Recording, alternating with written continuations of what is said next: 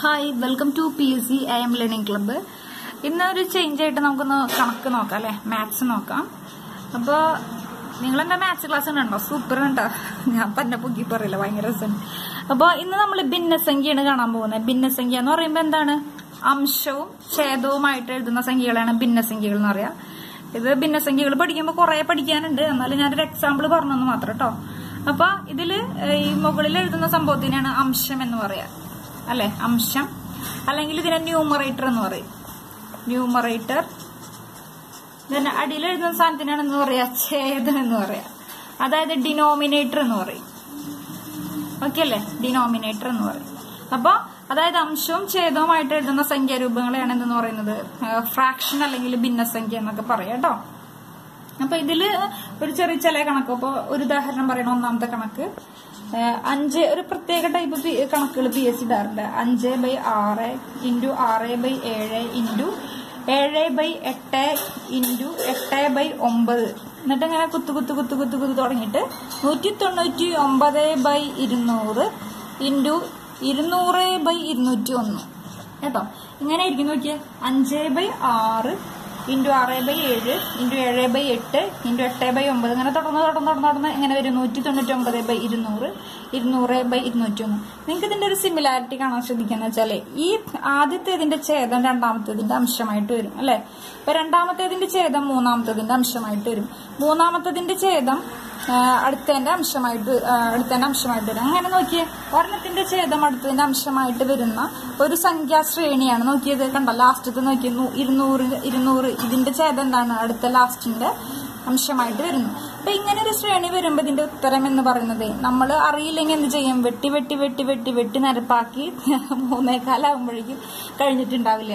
അപ്പൊ അതാണ് പ്രശ്നം. അപ്പൊ ഇതിനൊരു ടെക്നിക്സ് ഉണ്ട്. ഇതിന്റെ ടെക്നിക്സ് എന്ന് പറഞ്ഞാൽ, അതായത് ആദ്യത്തെ ഭിന്നസംഖ്യയുടെ ഛേദം രണ്ടാമത്തതിന്റെ അംശമായിട്ട് വരുന്നു എങ്കിൽ, അതായത് രണ്ടാമത്തതിന്റെ ഛേദം മൂന്നാമത്തതിന്റെ അംശമായിട്ട് വരുന്നു. ഇങ്ങനെ തുടർന്ന് വരുന്ന ഒരു സംഖ്യാശ്രേണിയുടെ ഉത്തരം എന്ന് പറയുന്നത് എഴുതിയെടുക്കാം കേട്ടോ. ആദ്യ ഭിന്നസംഖ്യയിലെ അംശം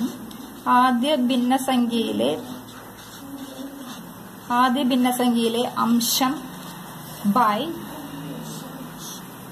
അവസാന ഭിന്നസംഖ്യയിലെ ഛേദമാണ്. അവസാന ഭിന്നസംഖ്യയിലെ ഛേദം.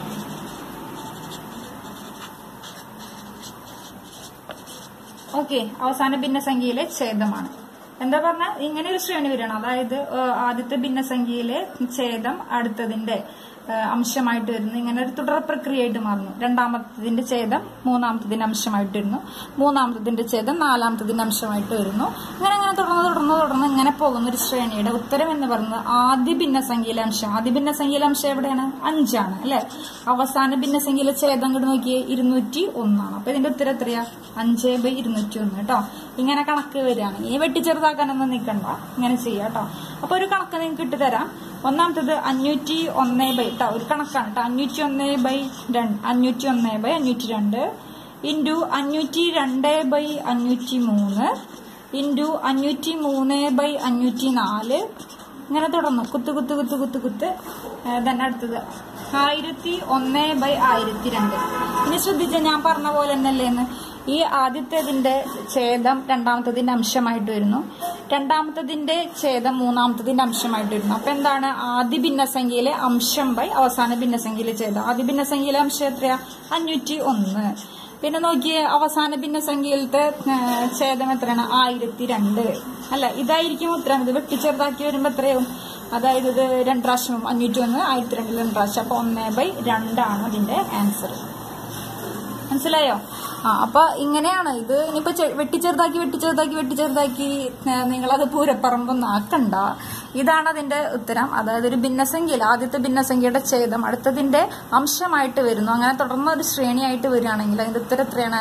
ആദ്യ ഭിന്നസംഖ്യയിലെ അംശം ബൈ അവസാന ഭിന്നസംഖ്യയിലെ ഛേദം. ഓക്കെ, അപ്പൊ ഇതൊരു സ്കോർ ചെയ്യാൻ പറ്റിയൊരു സംഭവം ഉണ്ടോ? മാത്സ് ഭയങ്കര രസമാണ്. അതൊരു സംഭവമാണ്, പഠിക്കേണ്ട ഒരു സംഭവമാണ്. ഭയങ്കര രസമാണത് കേട്ടോ. അപ്പൊ വീണ്ടും PSC കാണുക, ലൈക്ക് ചെയ്യുക, ഷെയർ ചെയ്യുക. Thank you.